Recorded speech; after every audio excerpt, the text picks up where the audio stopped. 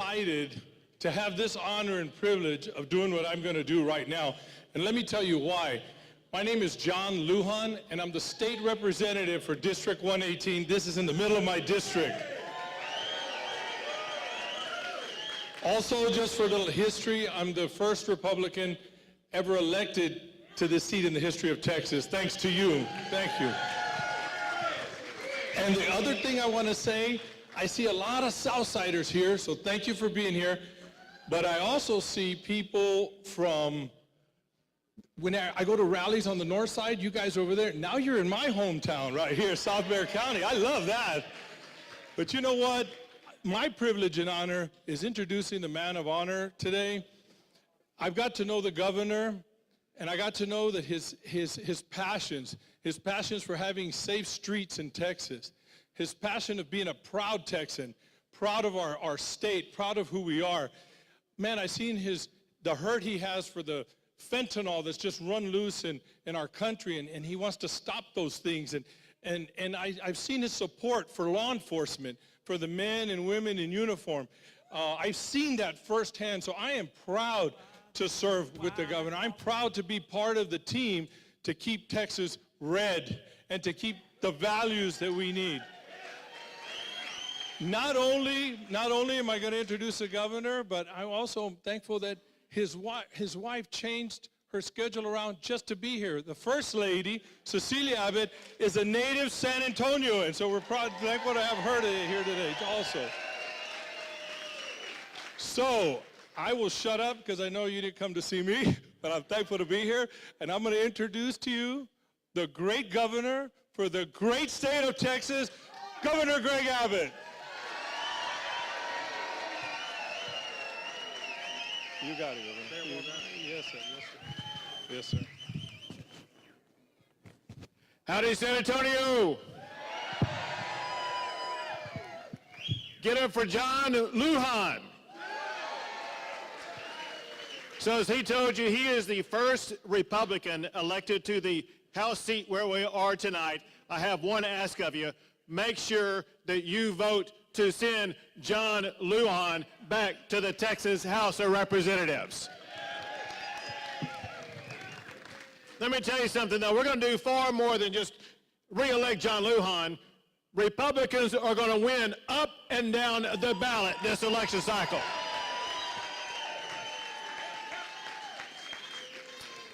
One thing I can tell you is we're going to be adding more members who are Republican to the United States Congress, and we are going to fire Nancy Pelosi.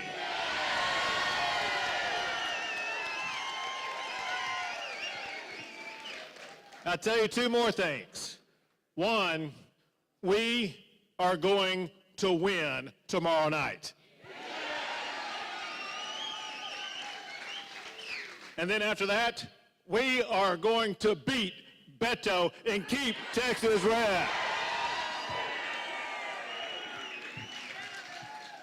So how do I know all this stuff? I know all of this stuff because we're going to do what's so very simple. We are going to contrast the values of the Republican Party versus the values of the Democrat Party. And it's never been easier than before now because they're no longer Democrats. They're no longer liberals or progressives. They are socialists, and we will not allow the socialists to take over our state. Now, this state is great, but I got to tell you that my favorite part of this state is the woman standing right near the stage of me, the woman who I asked to marry me on Valentine's Day on the Riverwalk in San Antonio, Texas, back in 1981. My wife, the fabulous First Lady of Texas, Cecilia Abbott, right here. She's here with her family. Bill, my father-in-law, good to have you here. Thank you for being here. Clarissa and the entire team. I can't even tell who all we got over here. But we got our San Antonio squad here. And listen, if all I do, candidly, I say this as an aside story. When we first moved into the governor's mansion, my wife said, why don't we have the family over for Thanksgiving? I said, sure. Thinking, like we'd have 10 people or something like that show up. So y'all know. So her family starts showing up. We have more than 250 people showing up My point is this. I mean, candidly, all I need to do to win is to have my family vote for me, and I am going to win this election. But listen, you need to understand this contrast so that you can go about and tell your friends, your neighbors, your co-workers, people who live in your neighborhood exactly why you're going to be voting for Greg Abbott. Number one, Texas is number one in the United States as the best state for business and for jobs. Every year that I've been governor, Texas has been ranked the number one state to do business in, the number one state for economic development, and Texas is also the number one state in the United States as the best state to start a small business. Texas is great for business. Because of our economic expansion, Texas now has the 9th largest economy in the entire world, but most importantly, because of what's going on economically, more Texans have a job than ever before in the history of our great state. Now this is important because if you contrast it to what the Democrats are pushing, they're pushing the Green New Deal. The Green New Deal that would destroy all of the high-paying energy sector jobs. By the way, the energy sector jobs that have made America energy independent, and I am running for re-election to ensure we protect those high-paying energy jobs in the Lone Star State. But listen, candidly, if you see this radical leftist ideology and you see what they're trying to achieve through it, it's far more insidious than just putting people out of work. They are actually using their radical leftist ideology to go into our classrooms and our schools and not educate our children, but to indoctrinate our children. And that is wrong. You know, candidly, this is something I thought was happening maybe in California or New York, but not in Texas, until concerned parents brought to me textbooks showing what was being taught in elementary schools in Texas, and I could not believe it.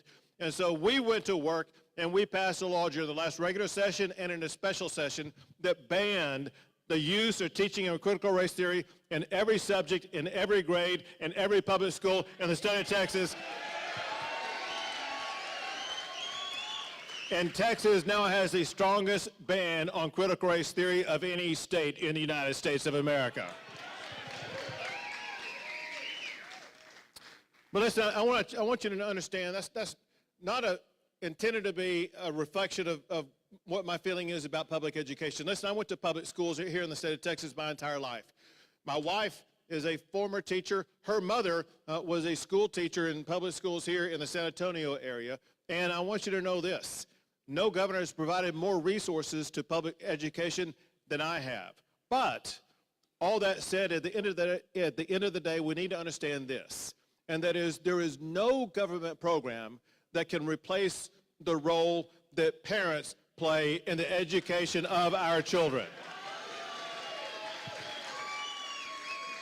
And that is exactly why I am running for re-election to promote a parental bill of rights that restores parents as the primary decision maker for their child's education and health care. Listen, as bad and dangerous as what they are doing to our school children, it's even more dangerous what they're doing in our communities. If you look at some of the most disastrous sites that you see on news at night, you see these stories about what's happening in places like Los Angeles and San Francisco where they do this smash and grab operations that decimate cities. You see what goes on in Portland and Seattle and New York and Chicago, these treacherously dangerous cities, and you see one thing consistent with all those cities, and that is a disrespect and a diminishment of law enforcement. Sometimes it comes to actually defunding law enforcement. And, you know, I thought that would be something that we would never have happen in Texas because, of course, in Texas we support our law enforcement officers. And then in Texas, there's always one city. Always one city. And you know who I'm talking about. The city of Austin. The city of Austin defunded their law enforcement by more than $100 million. And what happened was extremely predictable. Last year, the city of Austin saw the highest number of murders ever. Well, let me tell you something. When I saw that happen, I worked with my members in the legislature to make sure that we, on our watch, would not have law enforcement defunded, because in Texas, we support our law enforcement officers, period. So I passed a law and signed a law that would defund any city that defunds law enforcement. And the greatest fun that I had, so after a governor signs the law, it takes about 2 months for it to go into effect. And during the 2 months after I signed that law, it was fun watching the city of Austin scramble to come up with more than $100 million they had to come up with, but they did. And then they funded law enforcement as they are required by Texas law. But as dangerous as it is to defund law enforcement, there's something even far more dangerous that's been achieved by the radical leftists who are destroying our country. And it's the open border policies that have been put in place by Joe Biden and embraced by Beto O'Rourke. And it is extremely dangerous. There's candidly no reason to have it done, because let's go back in time 15 months ago. 15 months ago, we had the lowest number of illegal border crossings in decades, because Donald Trump put into place 4 things.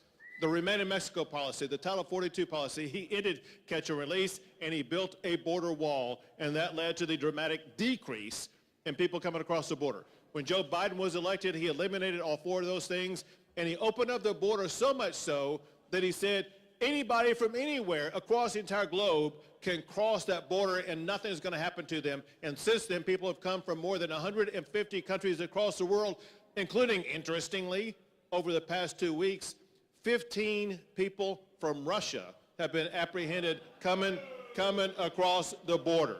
This is serious and it's dangerous, because it's more than just that. You got drug cartels, you got human traffickers. Let me tell you something about the drug cartels.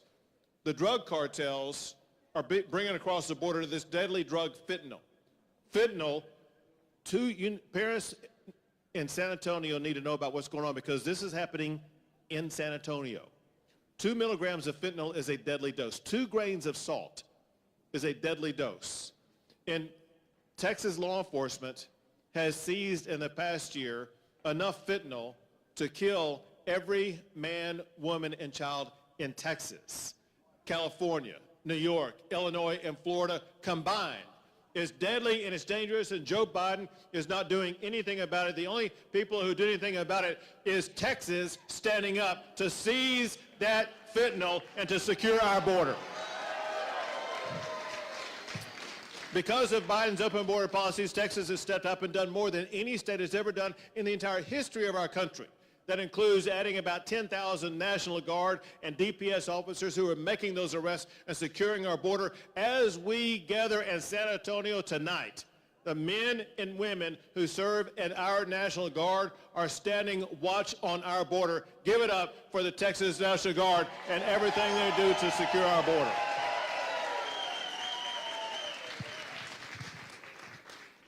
And then on top of that, I've done something that no governor has ever done. And Texas has done something no state has ever done. Texas is now building our own border wall to secure our state. I signed the paperwork for this back last June, and it took us only 6 months to have that wall begin to go up. And I'm telling you, that wall is being built faster and at a lower cost than what even President Trump was able to do. And let me tell you why. We're able to do it faster and at a lower cost because President Trump, he had to acquire the land on which it was being built. He had to use eminent domain where he sued the property owner to get it, all that kind of stuff. We don't have to do that. I'll tell you why. We're building wall in part on land that is owned by the state of Texas. Yeah, there we go. Texas land is being used to build the Texas wall. And then on top of that, the facts on the ground have changed since Trump was in office. Under Biden's open border policies, the people who own land on the border itself are so angry, so frustrated about their land being overrun and the chaos and the danger that it's caused. They are providing that land to Texas for nothing more than an easement. And so we're putting up panel after panel. It's the exact same contractor, the exact same wall that Trump was using. It's 30 feet high. It's at least as high as the roof in the area that we're in tonight. And we add more and more panels. And then there's this, something you may remember seeing on TV. After Biden took office, you saw all these panels and other things laying on the ground that were intended to be building the wall, but were not being used for that. We found a legal way for the Texas to go about getting those materials at no cost. And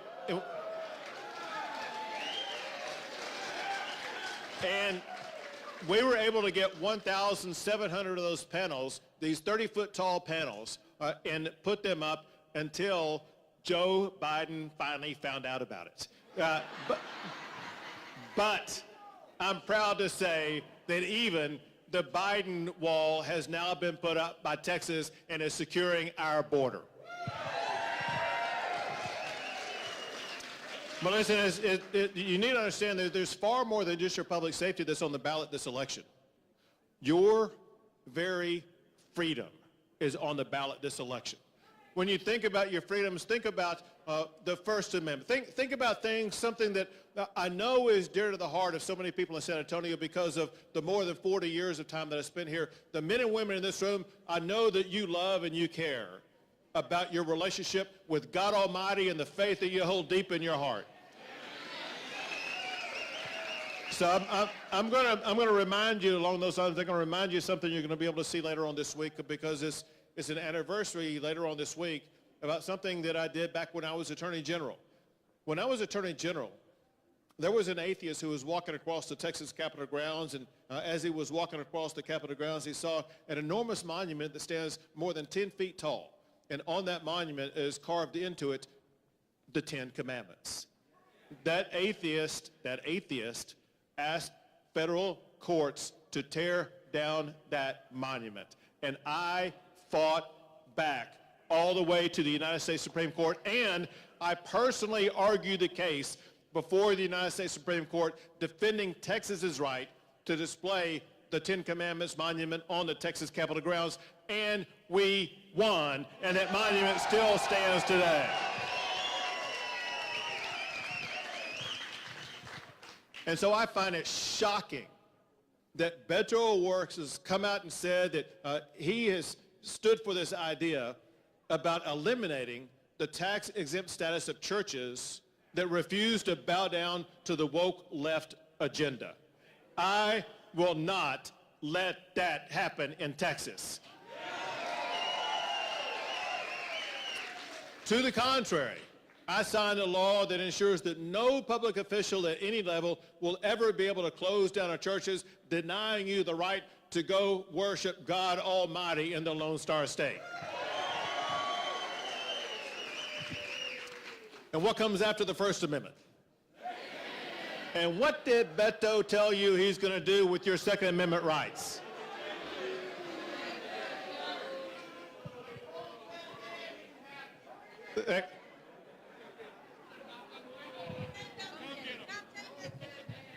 So he, believe it or not, he said he's going to come and confiscate your guns. I don't think he met the people of South San Antonio. But you don't have to worry, because I signed 20 laws to protect your Second Amendment rights, including making Texas a constitutional carry state and making Texas a Second Amendment sanctuary state.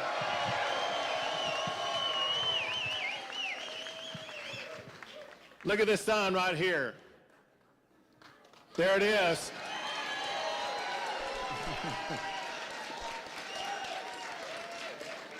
We call them the 3 G's of Texas.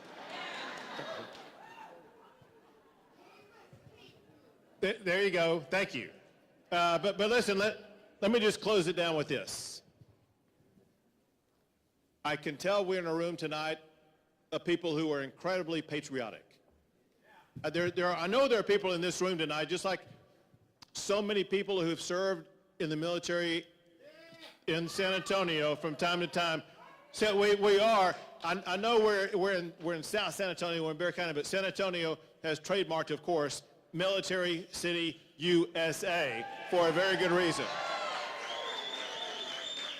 As I look across the room, I see the hats of different men and women who have worn the uniform in different wars and different battles and served at different times. And you all made a commitment that you would put your life on the line for your country, and you served. And we thank you for your service. Here is what they know, what we all agree with, and that is we know for a fact that America is the greatest nation in the history of the entire world.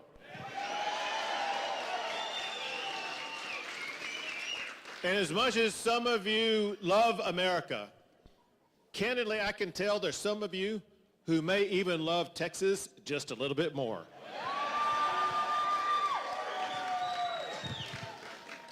What you need to understand is this, and what you need to tell your neighbors is this. There are people on the ballot this election cycle. There are people running for governor this election who do not love America the way that you do, who do not think America and its past is the greatest country in the history of the world, and they want to redesign our future along their vision of their socialistic ideas. Let me tell you something. We tonight here in South San Antonio, we're going to combine together and make sure that those people who want to impose their socialistic ideas are not going to win this election. To the contrary, we're going to work every single day all the way to November the 8th, and we are going to keep Texas the best state and the greatest nation in the history of the entire world. God bless you all, and God bless the great state of Texas. If you haven't climbed up to Enchanted Rock, break the cold shiner down and look and lock, taking your baby to the river walk. And you ain't met my Texas yet. If you haven't floated down the El Frio, heard red dirt music on your radio, eating Coopers down in Leno.